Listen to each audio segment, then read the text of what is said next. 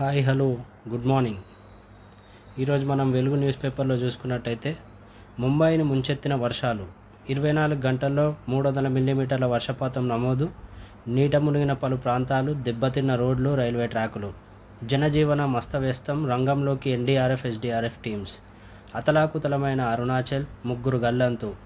Lower Subansiri జిల్లాలో 72.8 మిల్లీమీటర్ల వర్షపాతం రికార్డు. పూసాలో వరద ఉధృతికి కొట్టుకుపోయిన 18 ఇండ్లు. ముంబైలో వర్షం ముంచెత్తిందంట. నాకు 3తో ఎఫ్ఐఆర్ ఉంది. మైక్రోసాఫ్ట్ సహా వ్యవస్థాపకుడు bill gates America Congress committee ఎదుట తన వ్యక్తిగత జీవితానికి సంబంధించిన పలు విషయాలను వెల్లడించారు. తనకు 3 మహిళలతో వివాహేతర సంబంధాలు ఉన్నాయని ఒప్పుకున్నారు. ఈ నెల 10న జరిగిన ఈ విచారణకు సంబంధించిన అధికారిక ట్రాన్స్క్రిప్ట్ వివరాలు మంగళవారం వెలుగులోకి వచ్చాయి. సో బిల్ గేట్స్ 3తో ఎఫ్ఐఆర్ ఉందని చెప్పి ఒప్పుకున్నంట. ముంబై లోకల్ ట్రైన్లో మర్డర్. లోకల్ ట్రైన్లో డోర్ మూసే విషయంపై తలెత్తిన వివాదం ఓ ప్రయాణికుడి ప్రాణం తీసింది. కంపార్ట్మెంట్లోని ప్రయాణికులంతా కలిసి తనపై దాడి చేయడంతో ఆగ్రహం చెందిన నిందితుడు తన వద్ద ఉన్న కత్తితో దాడి చేయడంతో మయాంక్ లోహర్ అనే ప్రయాణికుడు స్పాట్లోనే మరణించాడు. ఇది మెట్రో రైల్ పరిస్థితి. ఇరాన్పై వార్కు వ్యతిరేకంగా అమెరికా సెనెట్ తీర్మానం. ఇరాన్పై అమెరికా సైనిక చర్యలను అడ్డుకోవాలని కోరుతూ యుఎస్ కాంగ్రెస్ పార్లమెంట్ ఎగువ సభ సెనెట్ తొలిసారిగా ఒక యుద్ధ అధికారిక తీర్మానంను ఆమోదించింది. 50-48 ఓట్లతో తీర్మానం నెగ్గింది. 4 రిపబ్లికన్ సెనేటర్లు అనుకూలంగా ఓటేశారు. సో ఇది యుద్ధానికి సంబంధించిన విషయం. నెక్స్ట్ వార్తకు వెళ్తే, కేసీఆర్ చేసిన అప్పులకే ఏటా 76,000 కోట్లు కడుతున్నాం. కేసీఆర్ కుటుంబ సభ్యుల మాటలు నమ్మొద్దు. బట్టి విక్రమార్క. ప్రజలు బుద్ధి చెప్పినా మళ్ళీ మోసగించే ప్రయత్నాలు. ఇచ్చిన హామీలన్నీ నెరవేర్చుతున్నామని డిప్యూటీ సీఎం. గత బీఆర్ఎస్ ప్రభుత్వ హయాంలో కేసీఆర్ చేసిన అప్పులకే ప్రతి ఏటా అసలు వడ్డీ కలిపి 76,000 కోట్ల రూపాయలు కాంగ్రెస్ ప్రభుత్వం చెల్లిస్తున్నదని డిప్యూటీ సీఎం బట్టి విక్రమార్క అన్నారు.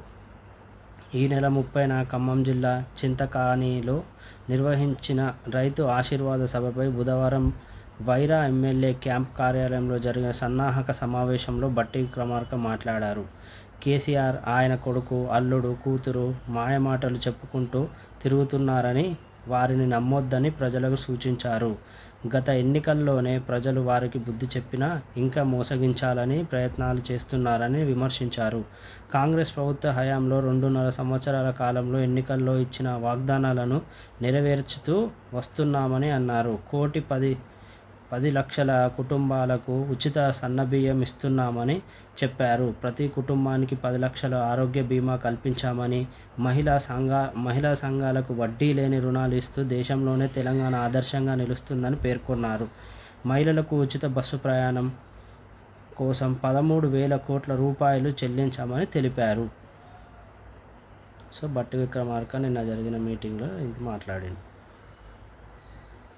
తుంగభద్రలో మన వాటా మనకే దక్కాల్సిందే. రావాల్సింది 15.9 టీఎంసీలు, వస్తున్నది 5 టీఎంసీలే.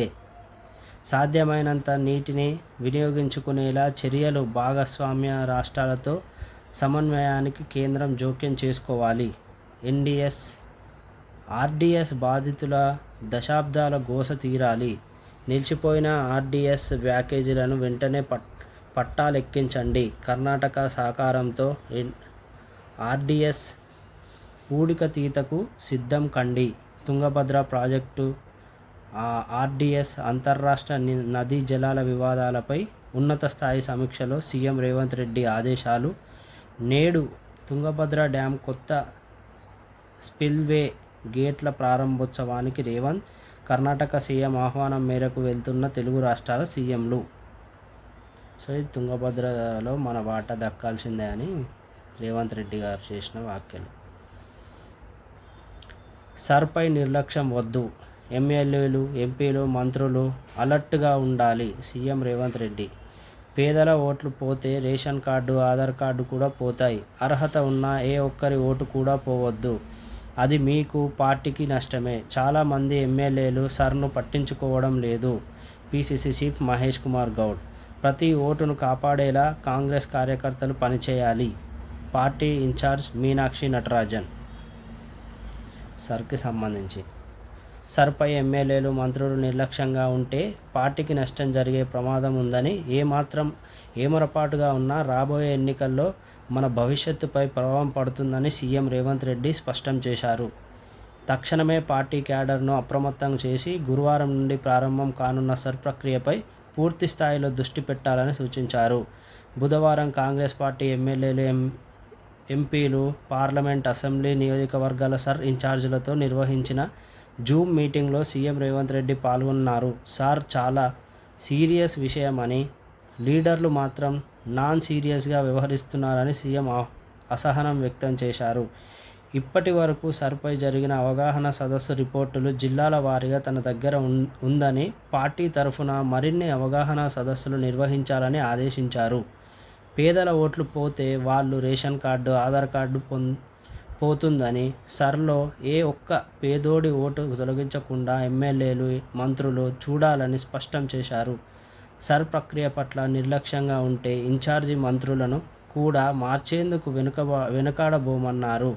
పార్టీ కోసం పనిచేయమని, వారు కాంగ్రెస్ అవసరం లేదని, ఈ విషయంలో ఎంతటి పెద్దవారినైనా సరే ఉపేక్షించేది లేదని సీఎం హెచ్చరించారు. ఎమ్మెల్యేలు నిర్లక్ష్యం వీడాలి. మహేష్ కుమార్ గౌడ్. కాంగ్రెస్కు లౌకికవాదానికి అనుకూలంగా ఉండే ఓట్లు తొలగించేందుకు బీజేపీ కుట్ర చేస్తుందని పిసిసి చీఫ్ మహేష్ కుమార్ గౌడ్ విమర్శించారు. ఈ విషయంలో ఎమ్మెల్యేలు అప్రమత్తంగా ఉండాలన్నారు. బిఎల్ఏలు కీలకంగా వ్యవహరించాలన్నారు. నెక్స్ట్, గ్రామాల్లో పార్టీ సర్పంచులతో సర్పై ప్రజల్లో అవగాహన కల్పించాలి. సర్పై ఎమ్మెల్యేలు నిర్లక్ష్యంగా వ్యవహరిస్తున్నారు. వారికి 10 రోజుల సమయం ఇస్తా. ఈలోగా తమ పనితీరు మార్చుకుంటే ఓకే, లేదంటే ఆ అసెంబ్లీ నియోజకవర్గ పార్టీ బాధ్యతల నుండి వారిని తప్పించి చురుగ్గా పనిచేసే మరొకరికి బాధ్యతలు అప్పగిస్తా. సీఎం రేవంత్ రెడ్డి. నేటి నుంచి రాష్ట్రంలో సర్ అంటే స్పెషల్ ఇంటెన్సివ్ రివిజన్ నెల రోజుల పాటు ఇంటింటికి వెళ్ళనున్న బిఎల్ఓలు ఫోటోలతో కూడిన ప్రింటెడ్ ఎమ్యూనరేషన్ ఫామ్లలో వివరాలు నమోదు. రాష్ట్రంలో 68% పూర్తయిన ప్రీ-సర్ మ్యాపింగ్. ఆన్లైన్లోనూ వివరాలు నమోదుకు ఛాన్స్. ఇది సర్కి సంబంధించినది. నెక్స్ట్ వార్త చూసుకున్నట్టయితే, జూలై 16 నుండి ఆషాఢ బోనాలు వేడుకలు నిర్వహణకు 20 కోట్లు. 3026 ఆలయాల కేటాయింపు, ఏర్పాట్లు పకడ్బందీగా చేయాలి. అధికారులకు మంత్రులు సురేఖ, పొన్నం ఆదేశాలు. తెలంగాణ సంస్కృతి సాంప్రదాయాల ఆధ్యాత్మిక వారసత్వానికి ప్రతీకగా నిలిచే ఆషాఢ మాస బోనాలు జూలై 16 నుండి ప్రారంభం కానున్నాయి. హైదరాబాద్, రంగారెడ్డి, మేడ్చల్ జిల్లాలో ఆగస్టు 13 వరకు జరిగే ఈ వేడుకలకు రాష్ట్ర ప్రభుత్వం 20 కోట్లు మంజూరు చేసింది. మొత్తం 3026 ఆలయాలకు ఈ నిధులు కేటాయించింది. సో బోనాలు రాబోతున్నాయా, దాని గురించి. బీఆర్ఎస్ ఓడడం వల్ల నష్టపోయింది తెలంగాణే. పీఎం తప్ప కేసీఆర్ అన్ని పదవులు నిర్వహించారు. కేటీఆర్. మహిళలకు ఇచ్చిన హామీ నెరవేరిస్తే పాలిటిక్స్ నుంచి పర్మనెంట్గా తప్పుకుంటా.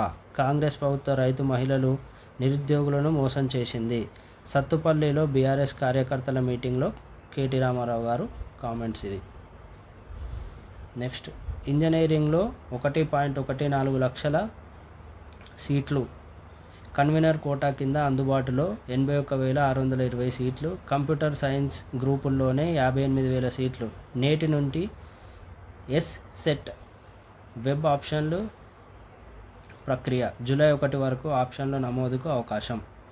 మేనేజ్మెంట్ల సీట్ల భర్తీకి షెడ్యూల్ రిలీజ్. ఈ నెల 29 నుండి కాలేజీల నోటిఫికేషన్లు. జూలై 15 వరకు అప్లికేషన్లు. 30% మేనేజ్మెంట్, 15% ఎన్ఆర్ఐ కోటా సీట్ల భర్తీకి చర్యలు. బి కేటగిరీ అడ్మిషన్లు గైడ్లైన్స్ రిలీజ్ చేసిన TGCHE అందుబాటులో 32,387 మేనేజ్మెంట్ కోటా సీట్లు. ఇది ఇంజనీరింగ్కి సంబంధించి. ప్రభుత్వ ఉద్యోగులకు ప్రమాద బీమా 1 కోటి నుండి 1.5 కోట్ల వరకు అవరేజీ. రాష్ట్ర సర్కారుకు కీలక నిర్ణయం. యాక్సిడెంట్, డెత్, శాశ్వత వైకల్యానికి బీమా రక్షణ. విమాన ప్రమాద బీమా 3 కోట్ల వరకు. రెగ్యులర్ ఎంప్లాయీస్తో పాటు కాంట్రాక్ట్ అవుట్సోర్సింగ్ ఉద్యోగులు, పెన్షనర్లకు వర్తింపు. పాక్షిక వైకల్యంలోనూ ఆర్థిక సాయం అందేలా నిబంధనలు. నేడు రవీంద్ర భారతిలో బ్యాంకులతో ఒప్పందం. ప్రభుత్వ ఉద్యోగులకు ఉచిత ప్రమాద బీమా సౌకర్యం కల్పిస్తూ రాష్ట్ర సర్కార్ కీలక నిర్ణయం తీసుకున్నది. ఈ బీమా రక్షణను కేవలం రెగ్యులర్ ఉద్యోగులకే కాకుండా కాంట్రాక్ట్ అవుట్సోర్సింగ్ సిబ్బందితో పాటు పెన్షనర్లకి వర్తింపజేయనుంది. ఈ ఇన్సూరెన్స్ను గురువారం అమల్లోకి తెచ్చేందుకు వీలుగా రవీంద్ర భారతిలో బ్యాంకులతో ప్రభుత్వం ఒప్పందం చేసుకోనుంది. ఈ కార్యక్రమానికి సీఎం రేవంత్ రెడ్డితో పాటు డిప్యూటీ సీఎం బట్టి విక్రమార్క, ఇతర మంత్రులు హాజరు కానున్నారు. రాష్ట్రంలో రెగ్యులర్ ఉద్యోగులతో పాటు పెన్షనర్లు, కాంట్రాక్టు అవుట్సోర్సింగ్ ఉద్యోగులు కలిపితే దాదాపు 9 లక్షల మంది వరకు ఉన్నారు. గతంలో ప్రమాదాలు జరిగినప్పుడు కుటుంబాలకు తక్షణ ఆర్థిక తోడ్పాటు లభించేది కాదు.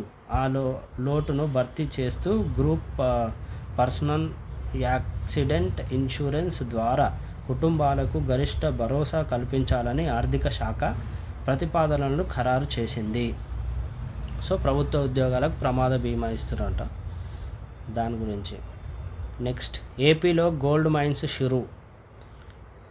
జొన్నగిరిలో రూపాయలు 405 కోట్ల ప్రాజెక్టును ప్రారంభించిన సీఎం చంద్రబాబు. తొలి దశలో 400 కేజీలు, తర్వాత 900 కేజీలు, చివరికి 2 టన్నుల బంగారం ఉత్పత్తి లక్ష్యం.